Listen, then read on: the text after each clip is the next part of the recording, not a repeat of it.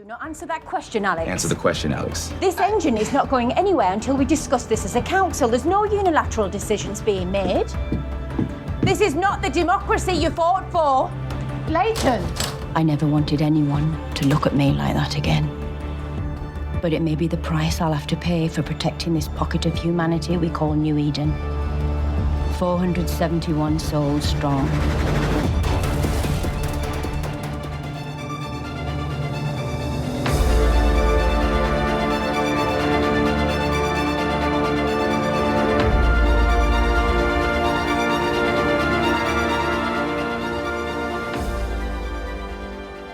Hey, panelists, welcome back to the show. I'm Mark. And I'm Becky. This is a spoiler-full podcast about Snowpiercer, 1001 Cars Long. We are covering Snowpiercer, Season 4, Episodes 1 through 4, as seen on AMC+. We will be breaking down each one of the episodes and getting into a bit of a discussion about what we think about each episode. We will begin with Episode 1, Snakes in the Garden. A quick synopsis. Months after Snowpiercer and Big Alice parted ways, Till and Ben encounter unforeseen enemies when Melanie sends them off train on a reconnaissance mission. Meanwhile, the residents of New Eden face uncertain times and unknown adversaries. So, what did you think about Episode 1? Well, it's so funny, too, because I had to jump back into the world of Snowpiercer because I was away from it for so long. Originally, during this podcast, when we were doing it, I was doing other podcasts at the same time that Daphne and Steve were doing this. So I kind of lost track of what was going on. And I was like, the last time I remember, it's like, wait, didn't Melanie get tossed out and into the snow and she was stranded and she met and weird encountered people? And then there was this whole thing about finding like, oh, wait, the weather's fine here. I could breathe. I don't have to have this equipment. So it was kind of strange for me to jump into it, but I just found it new and fresh. Now, the fact that we're in New Eden, and I think that's what we start off in, from what I recall, in this episode, is everybody's trying. A lot of the people left Snowpiercer. They literally left Snowpiercer to start up New Eden in this area that is healthy to live in. It's still cold outside, obviously, because they're wearing coats. But you get to see that they're creating a society for people to live in the real world.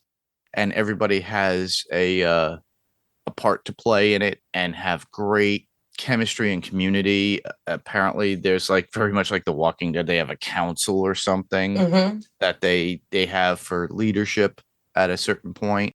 And it was done really well, and I liked it. And I like to see that where it's like, it kind of reminded me of Alexandria, after Fall of Alexandria, or with the Whispers and everything, and then it became a community. So just to use that as a reference. But I really did enjoy it. It showed that Leighton was trying to be controlling still and not be controlling at the same time. And this is my forecast, but we'll probably get into the more discussion per episode. It sounds to me like he's trying to be a little bit more of a dictator than anything. Yeah, well, I've got a lot to say about him coming up. Well, Daveed Diggs is really amazing as an actor, great. And he was great as this character, and he propelled the show so much. Honestly, overall, I really did enjoy it. I liked because some people in the community were not working well with the idea. So that's part of what I liked. What did you like, or what didn't you like? I really liked, like you said, the whole setting of a new world, so to speak. I thought they brought in some interesting plots. I thought it was kind of fun to try to figure out who the stalker is. They brought up a lot of it. I was concerned how they were going to carry on, but they brought in some not fun, but interesting ways to suck me back into it. Most of it I really enjoyed. I loved seeing Ruth in a leadership role. Yes. She's always my favorite character once she grew her conscience. I really liked the way they introduced, when Audrey came back, and that whole "not one of us" scenarios made me think a lot of Lost, when Charlie was in the underwater, and he holds his hand up and he's like, "Not Penny's boat." That gave me chills. So I was like, "Oh, I can't wait to see where this goes." But I like the setting. I thought that the CGI, everything they did, the way they set it all up was great. And I like seeing each character trying to find their own way separate of Snowpiercer. Yeah, like I said, they're trying to have a sense of community, and we don't know who that stalker is. It feels like a form of terrorism within the community at a certain point, and they're trying to figure out who it is. But a lot of the people within the community are, resistant against. It's like, why am I doing all this work? Because either they were part of the higher class on the train, where they were like, it's like, I don't like this. I don't like this. I have to actually do work. But yeah, we get the troops that Nen and Till, Ben and Till. I have Nen. I don't know why. These are from my notes, everybody, so you could hear all the mistakes I do. Ben and Till encounters in the beginning of the episode was a bit of foreshadowing of where we're going within the season and what direction the show is going. So with any apocalyptic show that you have, when it's a sense of community and everybody is like survive. And then on the other hand, you get the other people. So you could see it from both points of view. So I think we're going to get those both points of views of these. So obviously they set it up for the fact is you got Leighton's crew and you got this other crew. And they have their own agenda. So, we have New Eden on one side, and we got whatever else the conflict is with these troops. So you could look at Leighton as being a dictator and an evil person, kind of like how people looked at Rick Grimes and how Negan was, or even the governor at one point from Walking Dead. So it's part of that whole trope of apocalyptic society and how we all survive and how certain communities are looked at. And if you look at it as just the overall watcher, like in the Marvel Cinematic Universe, well, if you look at this point, Mr. Leighton is struggling with his crew and his people. And then if you look over here, and then you can look at it as both of them are bad or both are good. But it just basically this first episode gave us that feeling. Overall, what I liked was, okay, you're seeing progress. There's some retaliation within dissension in the community itself, but people are still struggling to work together to get it to where it needs to. They're still in somewhat communication with Snowpiercer and Big Alice, from my understanding. They're trying, but I think I have a note here talking about Alex, how was kind of very standoffish when they were talking about, have you heard from Snowpiercer? And I liked that the way they took that is, I thought she was afraid to reach out to Snowpiercer because she's afraid they won't be there. And then her mom won't be there, so she'll be gone. So I thought that was a neat little emotion to bring into it. But so, yeah, they're trying to reach Snowpiercer. I think that was a big part of the plot is, where are they? They should be close. And then I like very much how they started at 9 months later, but then we'll go into it in episode 2, how they go back to 9 months ago and they switch back and forth between these episodes. I really like how they've laid that out this season. Yeah. Yeah, there's one note that I have is Oz telling Zara that Snowpiercer is gone. That was interesting, and that they are all dead, which they're not. I can understand, especially in Oz's current frame of mind, I can understand automatically going to the negative. Yeah, a lot of them tend to go that route because of the negativity that was on the train altogether. Right. It was a sad, scary place for the most part. It is. And you did mention Alex, but she was bleeding on Big Alice at a certain point. I was very intrigued to see where that leads, and we get into that more episodes. Yeah, and I have to admit to you, the CG's always been done very well with the show. Now it's on AMC Plus. in comparison before, where it was, I'm forgetting, what was it, TNT or It's TNT. Yep. so yeah, and the budget's still there for the show. This is the final season, everybody. For those comic book readers that have read the trades that were out for this, that was French. I didn't even know there was a comic book. That's why we covered this, because this was based upon a French comic book trade that our friend Kat Kraft had mentioned when the show first came about. And when before we even started with the first season, Becky, we literally did the movie that had Chris Evans and Harris in it. So we covered that. So there was a lot more. And we kind of thought, okay, that particular Snowpiercer is a different world or different take on it or something in the future that happens after. But we won't know that until the end of this season with what happens to New Eden. But yeah, overall, I did enjoy the episode, and I like where it's going to some degree with the tension within the community. But that's about it for me for episode 1 for this new season. What about you? Same. That's went through all my notes. There you go. All right, we'll move right along, go right into episode 2, The Sting of Survival. And the synopsis for that particular episode is Milius and his animal squad storm the train. Melanie realizes something is wrong and shuts the vault doors to the engine. When Ben's life is threatened, Melanie surrenders the engine. And which actually gives us a little bit of information of what happened, because you got Ben and Till, and we only see, but this is like previously on, or this is what you didn't see within the episodes before or previous season, or what happened.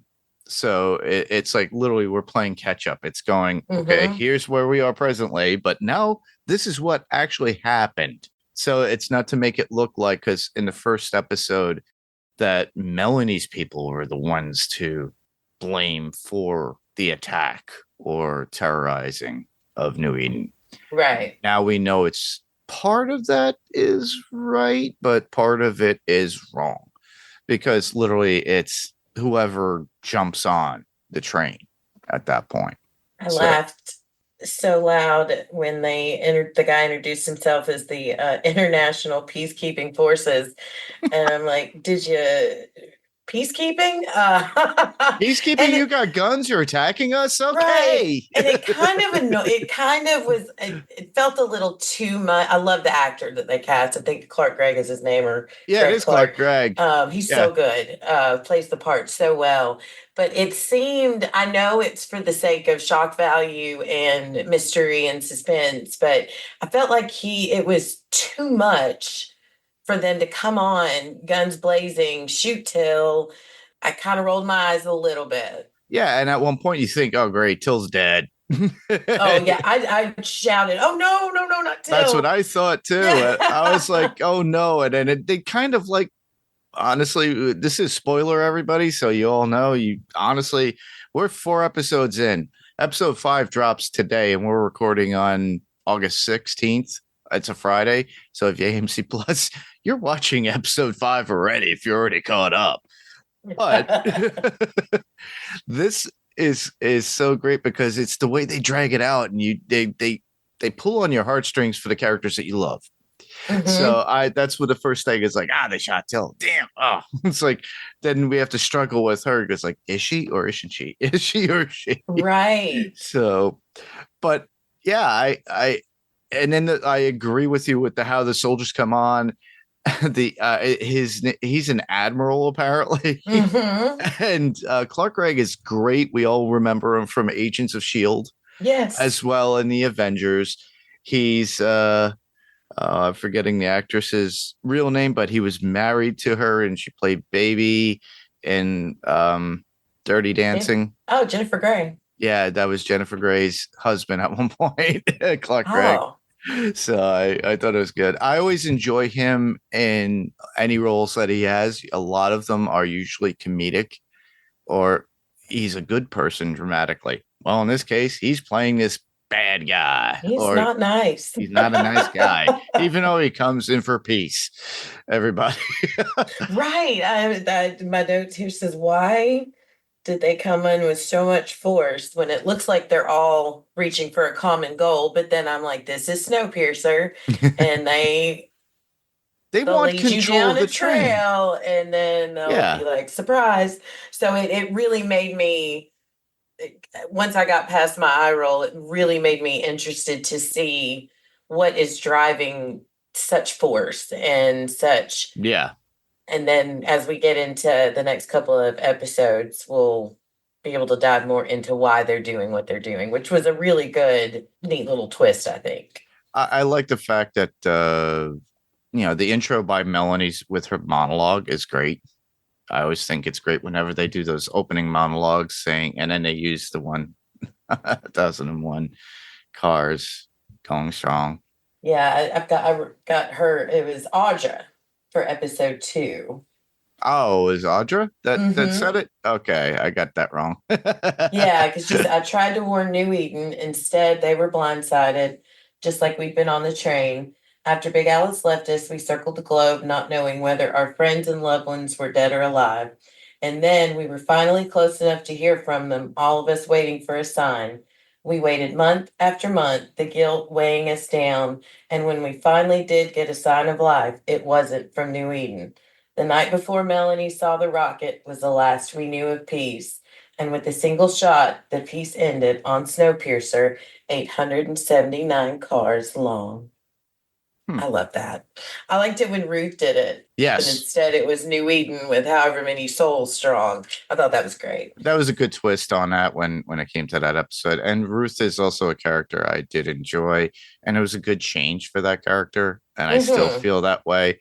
Yep. If you watched previous seasons all the way from the very beginning in season 1, you go, I hate that person.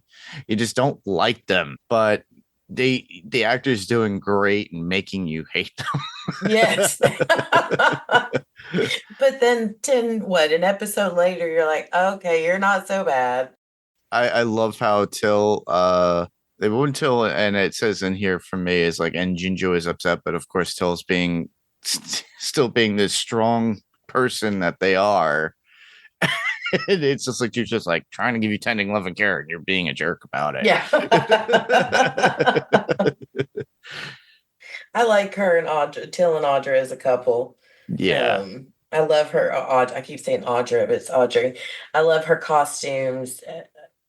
I'm glad they're getting back to her original being the show stopper, and I really liked that in that episode.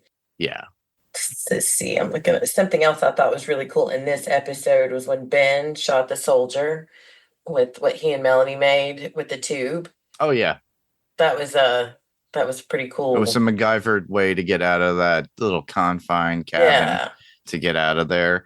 But did you notice like the weird, like blackish smoke coming from him?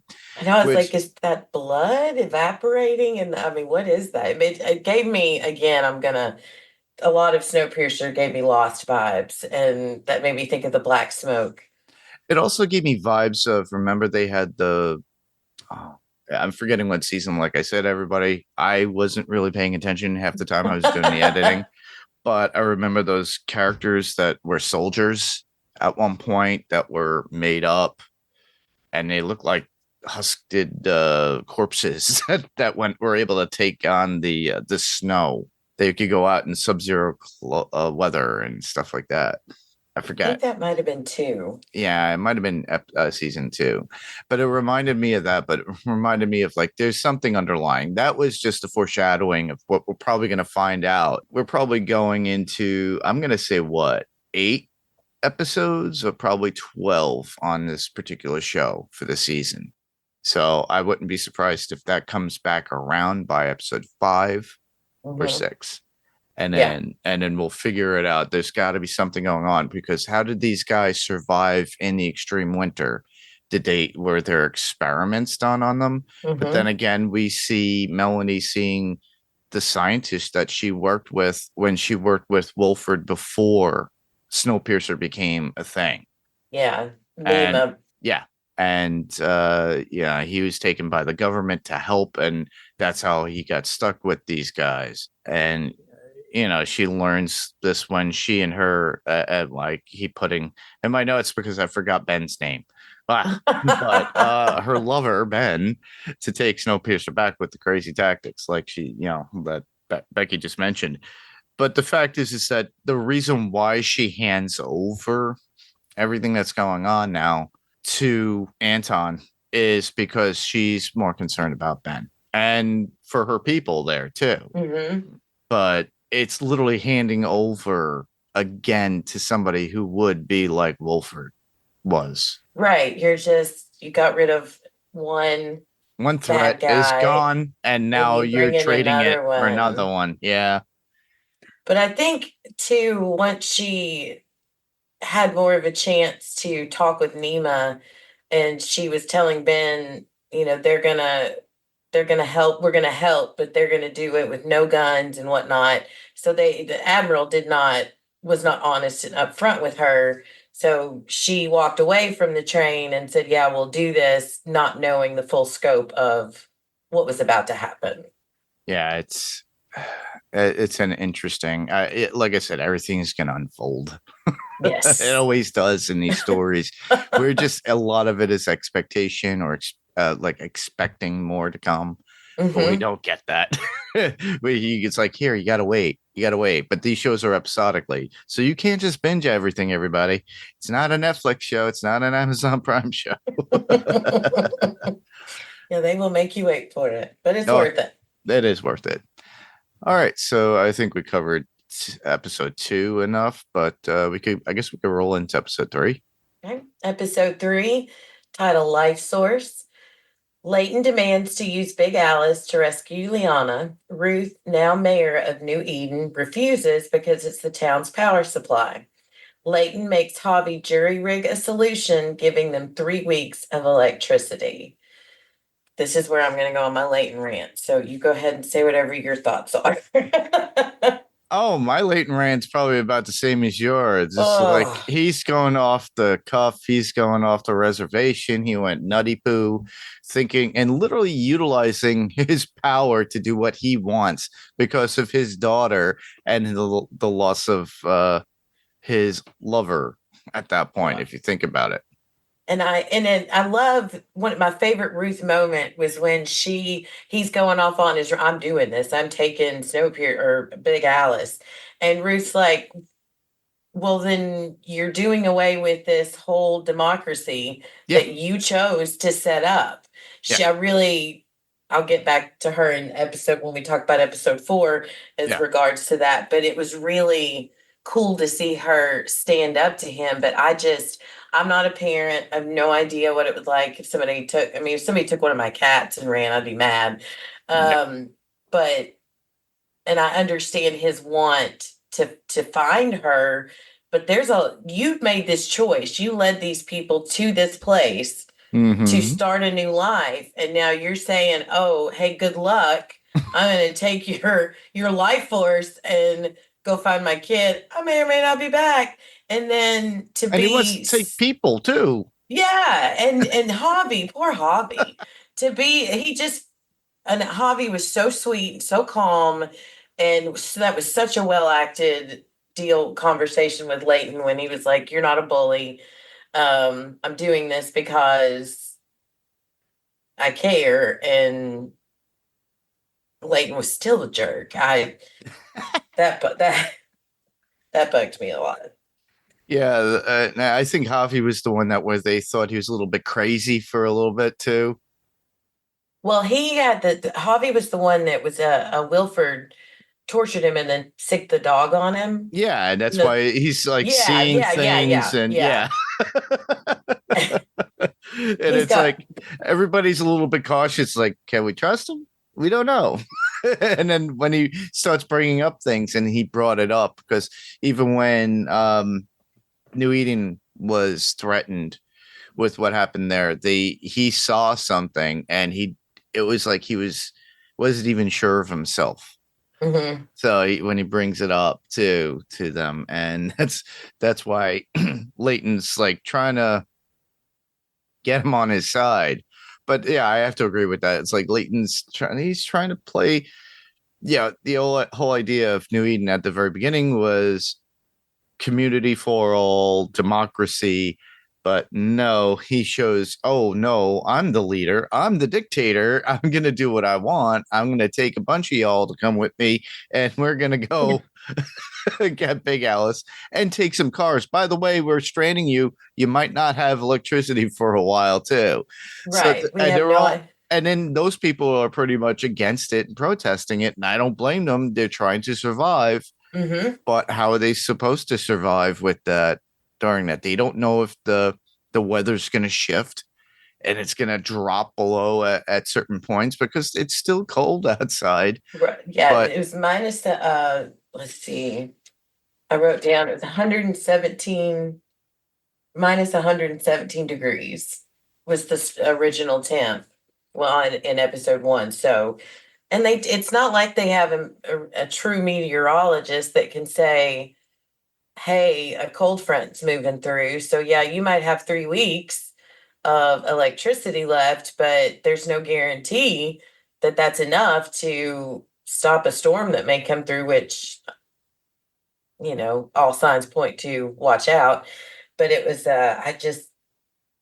everything with Leighton, everything, as long as everything's good, he's all for peace and democracy. But the second something goes wrong, especially if it directly involves him, he's off the rails. And it really bugged me. And I also am not crazy about the plot of him going after them because they stole his baby. I think they could have used Audrey showing up to say, hey, the Snowpiercer's been taken. Well, we need to go save Snowpiercer. That would have been a much better storyline than the storyline they chose. Yeah. I think. Yeah. It's like, I'm going to hijack Big Alice, take those cars and go take all the Tailies that were there that will be standing by my side so I could go get my daughter. Right. It's kind of like the Rick Grimes attitude. It's like, I got to get to my people. And my kid or whatever. I understand the writing within it and how they think, but they could have come up with a different story. And the death of his lover too, at that point, it kind of was like he didn't lose his mind, he didn't go crazy, she just died. Mm-hmm. And it was like, oh, okay. But I love how Ruth tells off Leighton, like you said, she goes, the days of hijacking trains are over. So I think that's pretty cool. That was. I like the way they talked about on Snowpiercer that trying to get the guard was that he was quote unquote electrocuted. And then they started talking about that fertilizer, and I was like, I think that there might be something fishy about the fertilizer. And then they paint Nema, I think his name is Nema, out to where 1 minute he's got to be a bad guy, and then the next minute that guy acts that part so well, because one second I'm like, you are a jerk, and then the next second I'm like, I think you're going to be an asset, and then a minute later, okay, no, you're really a jerk. So he's doing a great job of pulling me one way to the other. Yeah, the fertilizer is definitely a catalyst.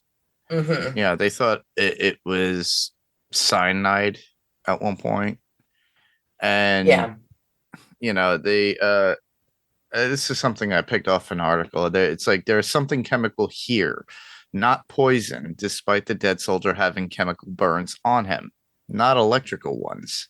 So it makes me think that something's going on with that fertilizer, and that's where that little black mist or gas that came out of him with that one that they killed or disposed of to get out of their little cabin cell. So I'm thinking, okay, here we go. But it's also like from the movie when they realized the bugs that they were creating on the train, and they were eating them. And that Oh, was out of the food from, if you remember the movie. So it's kind of similar to that. So it's like, okay, we're going back again. So yeah. it's like they're going to try to utilize something in that respect, in that scheme. For you comic book readers that are out there, I only got to read the first trade. So that's the only one that I got. But I know that they had a bunch more after that. So if those of you listeners that have read it and want to send in any thoughts on Yeah, that would please be great. share. Please share your thoughts and how it's been adapted with this. So I have one more thought on episode 3. It made me laugh when the Admiral calls up Ben to fix the electrical system, and and then he makes the comment about he's worried that they're up to something yet. Okay, I'm going to leave you and your partner in crime who know every inch of this train inside and out. I'm going to leave you alone to go wander around with no guards and do whatever it is you do. I was like, it just kind of felt as harsh and hovering as the Admiral is. I thought that was kind of loosely written. But again, I'm trying to be open-minded that they have to move the plot forward, and that was the way that they chose to do it. But it kind of made me laugh. yeah, I agree. uh, I have no other thoughts on the episode other than that. Like I said, as annoying as it was enjoying to see Leighton lose it a little bit. And that was about it. Because Yeah. that's literally what some of the episode was, is like Leighton just saying, oh, I'll screw all y'all in this community that I created. I'm going to do what I need to do for me because my kid's out there and somebody took them. And oh, you are coming and we're taking 3 cars. What? And then that's about it. But I did enjoy it because it had the drama it had to feel, but the direction it was going was against what the show used to be at one point, based upon that one particular character. If you look at Leighton, Yeah. but yeah, It was cool how Ruth, I loved that kind of build up at the end where she's like, I'm not going to let you take the train. We're going to put it to a vote. Yeah. This is a democracy. This is what we're going to do. That gave me season 1 train, the Tailies trying to, fight for their rights. That gave me that old school Snowpiercer feeling. I really like that part. Yeah, it's in this case it's more of a reverse role. Because Ruth was on the other end of the ladder, whereas Leighton was down and below with the Tailies. Yeah. And that's how it all started. Yeah. So it's kind of going, full circle at some respect. Or the train going around constantly on the track all around the world. It's another revolution. All right. I guess on to episode 4. Yes. All right. Episode 4 is entitled North Star. Big Alice catches up to Snowpiercer. Milius radios them, inviting Leighton over. Sensing a trap, Leighton and Josie sneak on to Snowpiercer. Nima is worried about Leighton, worried Leighton will be gassed, and attempts to disarm the greenhouse car. So, yeah, this was an interesting one. It was. I liked the back and forth between Leighton and Milius, the Admiral, both knowing each are full of crap, but still talking their game back and forth to each other. And he's like, "Come have breakfast." It's like yeah, let's have whiskey, Rick and the governor. Oh gosh, it was, a lot of it was posing.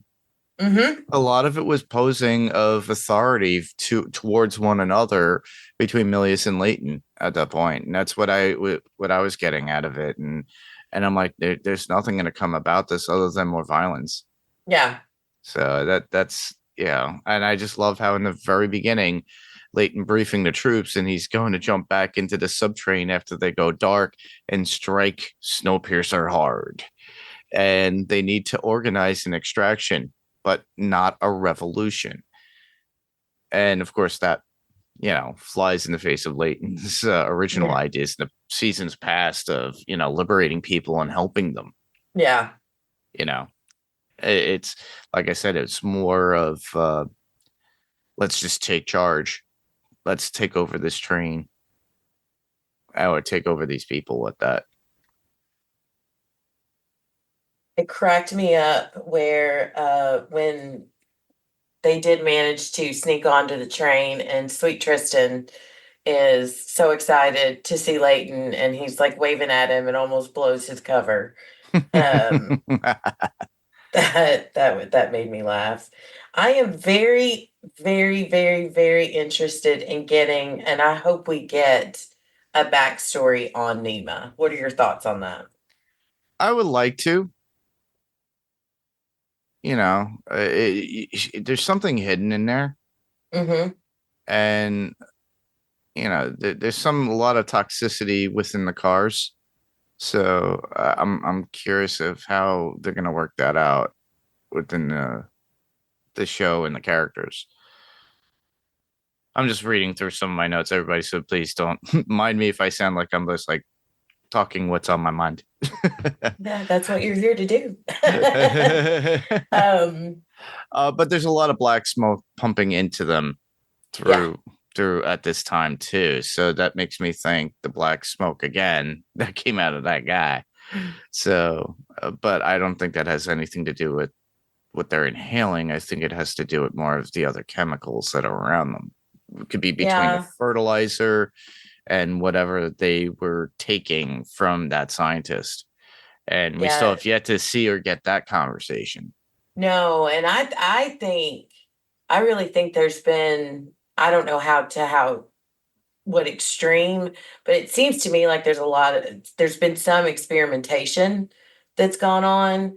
And I don't know if it's just, these guys being power hungry and, hey, let's see how this works. If it's what can we do to our bodies to help us survive what seems to be an eternal winter.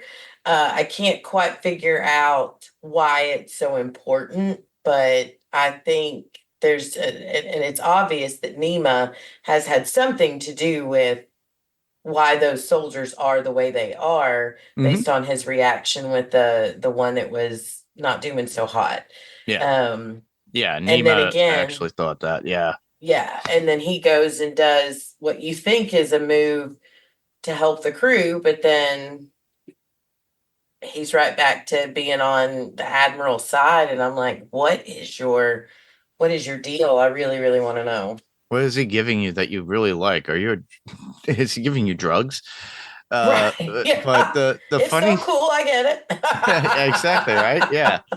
I have one thing here that I had written down from another somebody that covered it online, but the way they mention it is one man that they're not expecting to portray them, though, is Nema, and he manages to convince one of the soldiers to let him clear his air. An example, poison him. And as we learn, they used to be test subjects for the toxic chemicals we've been seeing. So obviously, and that's what this person had written. They're wearing helmets in these suits, not to mention the black smoke pumping into them, meaning that they're inhaling all this. Yeah. It's kind of like you said, it is experimentation, very much almost like what we got with season 2, Wilford coming on with his people that they experimented on to go into sub-zero weather without any, like they could walk out, like hang on outside of the train as it's moving and high winds and how cold it is and not be affected. Gone are the days of using the cold air as a torture device, kind of similar like they did in the movie where they throw somebody's hands outside the train. That visuals, that's with me forever. Just his arm in the hole, just freezing off. That's wild. Because that is probably the plot point I'm most excited about. And, it's like, where's Melanie? But I don't think Melanie has a single clue what's going on, because it's obvious that they aren't. Ben isn't able to talk to her. Till isn't able to talk to her. And and obviously Nema apparently is going to lie for the Admiral and whatever, even if he's allowed to leave and be, to communicate with her. Mm-hmm. But it's like, so, and the sweatshop, so to speak, with them. Well, Labor. Yeah, the labor, but people are being used as labor. I guess people are a resource and they're utilizing the people on there. Some people thinking, oh, yes, this works out. We're working together as a community to do this. But no, the Admiral is still the dictator that's forcing you. And this is like, it just reminds you of the world we live in with certain governments that force people to work and push them down. They give them minimal stuff, almost like a communist society. Some people look at it as extremely terrible. Some people have different viewpoints of it. Then you have the democracy of what we have from Leighton's New Eden, but we see that happening on the train again. It's almost similar to what was going on with Snowpiercer when you first saw the first season, and how the Tailies were stuck to do all these grueling jobs, where the upper class were up front and had their own like wonderful world. Like I still look at the first season as an amazement because of certain cars, like the water car where they have the lobster and the fishes and everything. Yeah. They have the garden car too, and then you have like in the movie they had it where you had a bunch of kids and it was like a class for kids and stuff like that. But whereas everybody else was grueling and working and part of the working class. But in this case, everybody that's a community that was been on Snowpiercer is being utilized by the Admiral to, here, you got to work in order to get, obtain your food for the day, or, you finish your shift so you could actually sleep. So, and you start to reflect on where it's like the Snowpiercer itself has gone full revolution on itself as a community, as well as the train itself is coming back around again. In my opinion, I'm seeing it as like a whole thing. It's history repeating itself. It is. But the main goal, literally, for all of them is to find that sense of New Eden, to find a sense of community and get out of this. And is the Admiral really looking for that at this point? I don't think so. No. I think he just wants to control and just keep going with this train.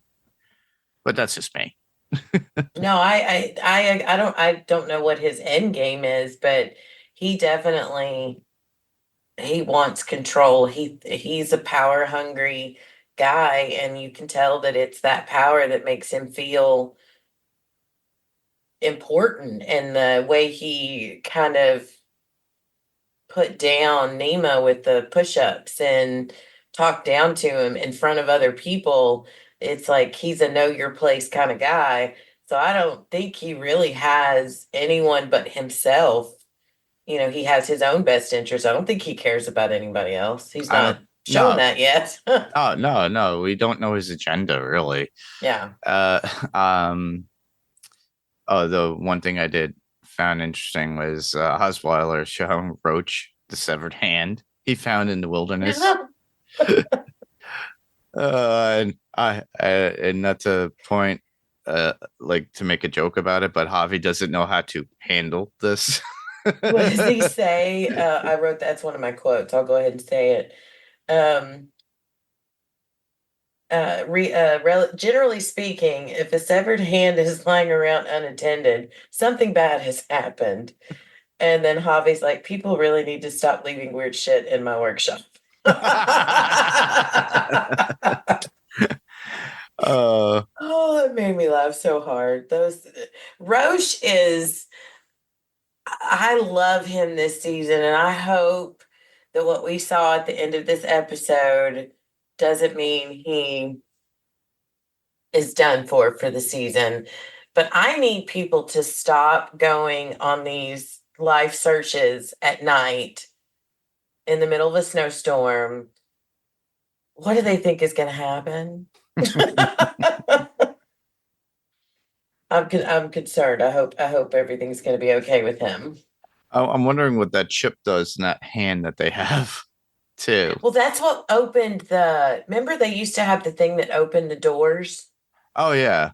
That's what that was. So it was somebody from Snowpiercer. Yep. So at least they knew that.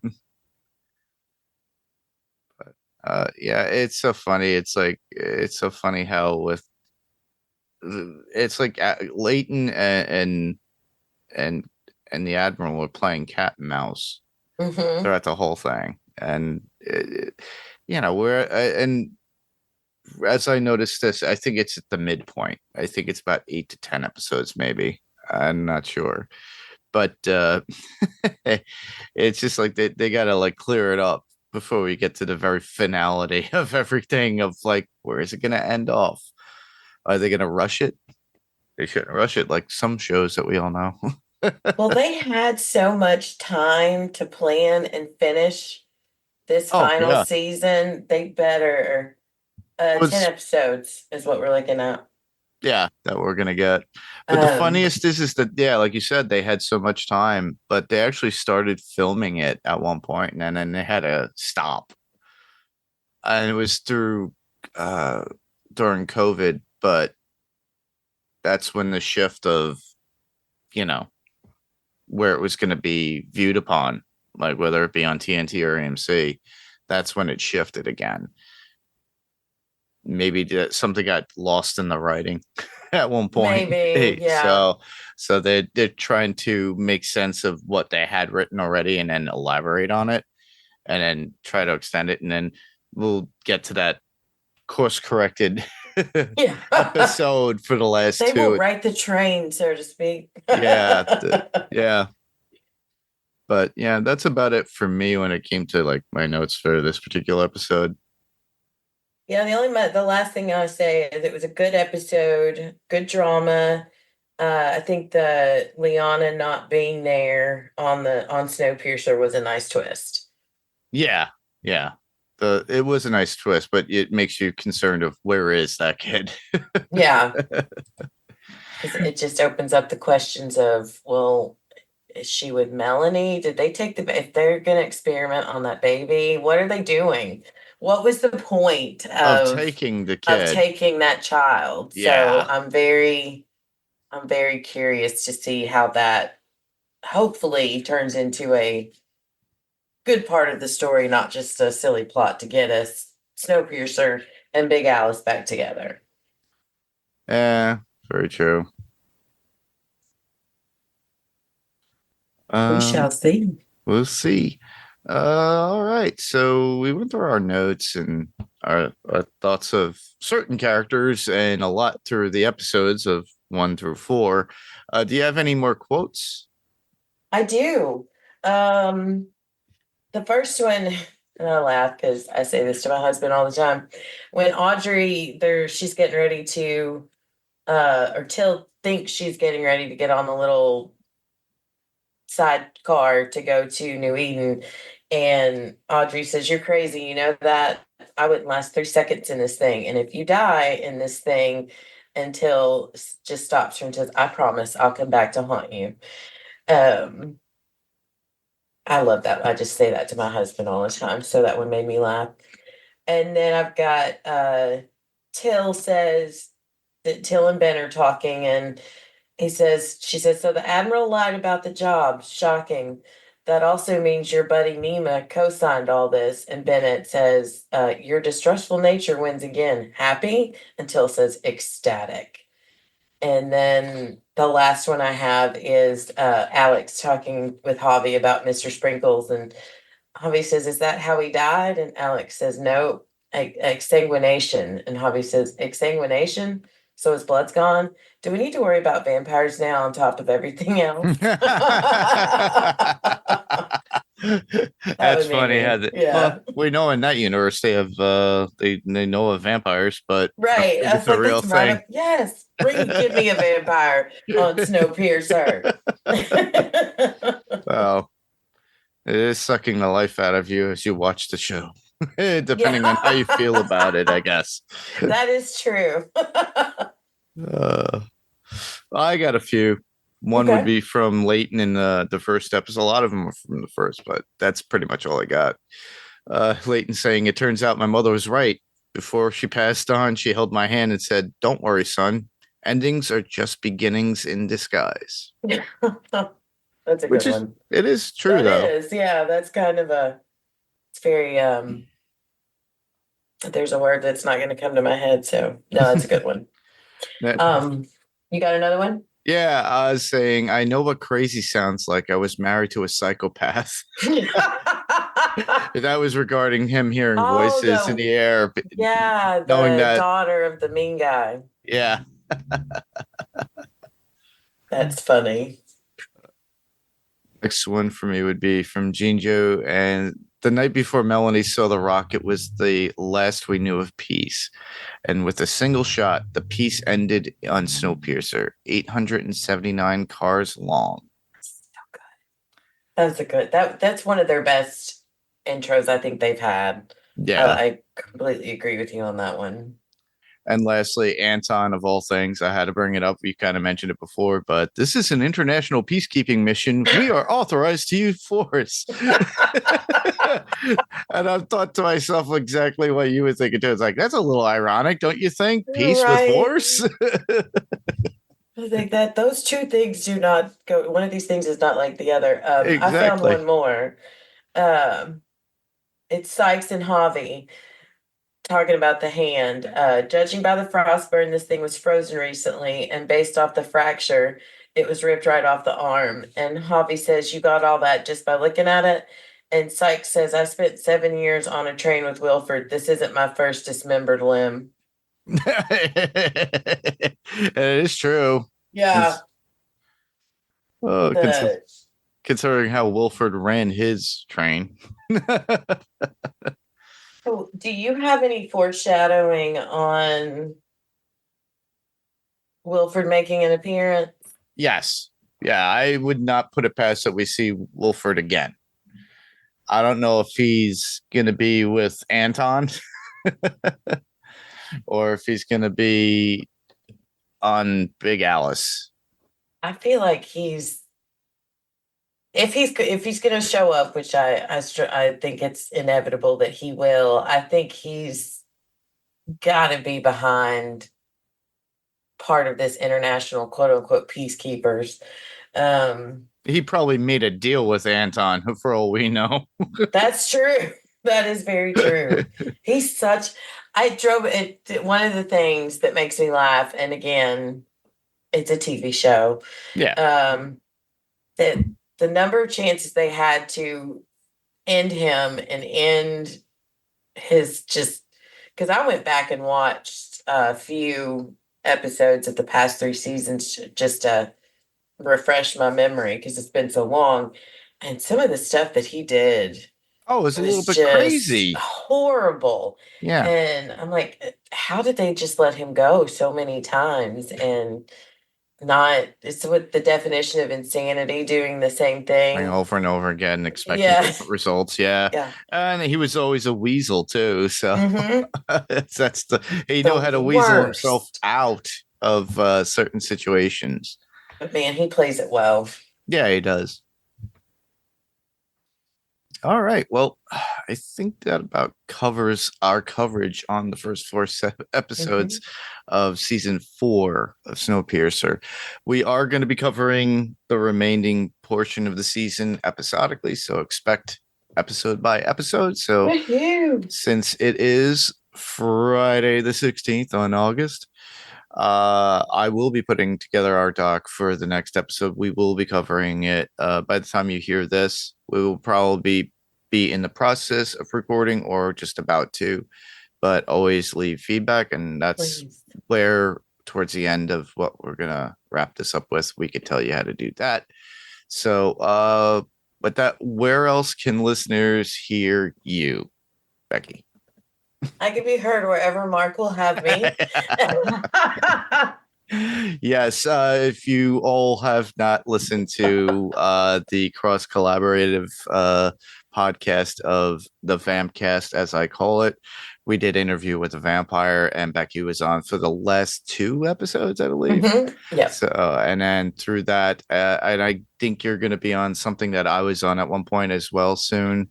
Yes, I am going to be guesting with Kara and Penny on Still Slaying. We haven't set the schedule yet for what episode for season 4 of Buffy, and I am so excited.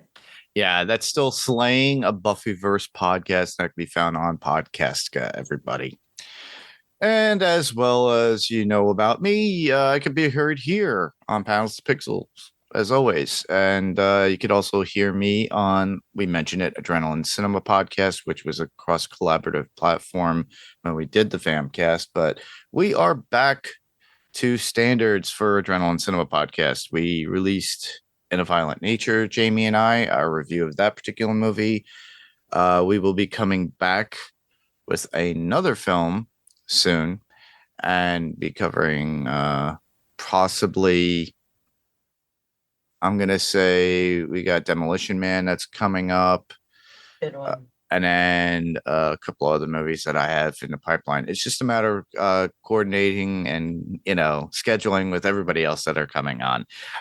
In a Violent Nature came out of nowhere, and I asked Jamie to jump in because she likes the Friday the 13th stuff. And keep in mind, we will be going back to format with the Friday film, since Watched in the 80s is not covering that. And we're just going to continue it on Adrenaline Cinema Podcast. Oh, good.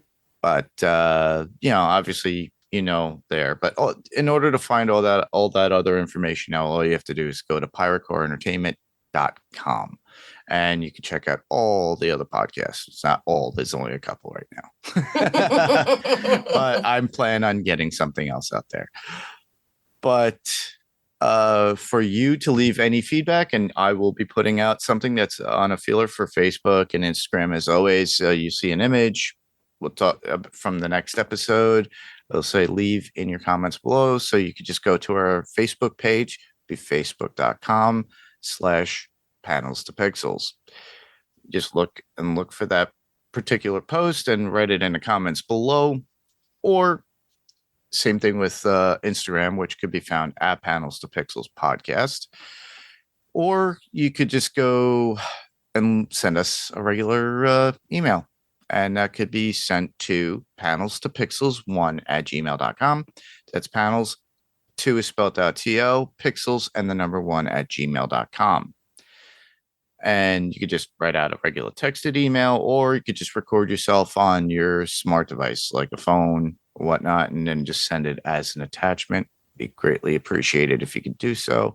Obviously, we could be found on Apple Podcasts or Spotify. If you could do us a huge favor, give us a review. 5 stars will be well appreciated. And if you could, those. and then if you could just leave a comment there.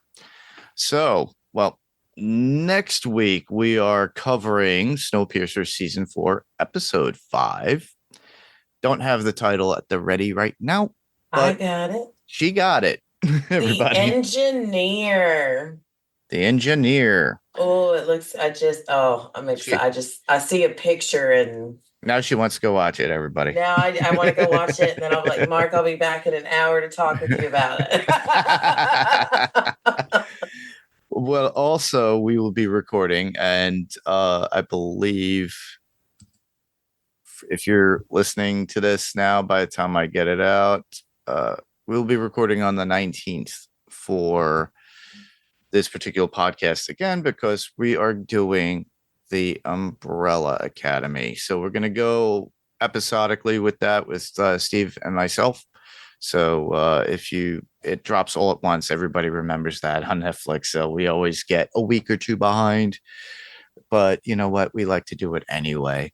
I know you have to hit it at the punch. And we're not TV podcast industries, who we love, Derek and John. And they do a great job there too. So if you have watched all of the Umbrella Academy and want to listen to a podcast that is current and has already watched it all and covered their thoughts, go to TV Podcast Industries and check them out. If you want to go by episode and you haven't even gotten to it yet, just come back to us and listen to us with Steve and myself. We are going to have a little fun with it. Each episode of the podcast shouldn't take that long, probably about a half hour. Oddly enough, this particular episode was only about an hour. So, and we covered 4 episodes. So it's rock. My husband would tell you that's the least amount I've talked in a long time. All right. Well, with that, I just want to thank everybody for listening. I'm Mark. And I'm Becky. Same podcast, different panel, different pixel. This was Panels to Pixels podcast, and we'll see you on the next panel. Good night, everybody. Good night, everyone.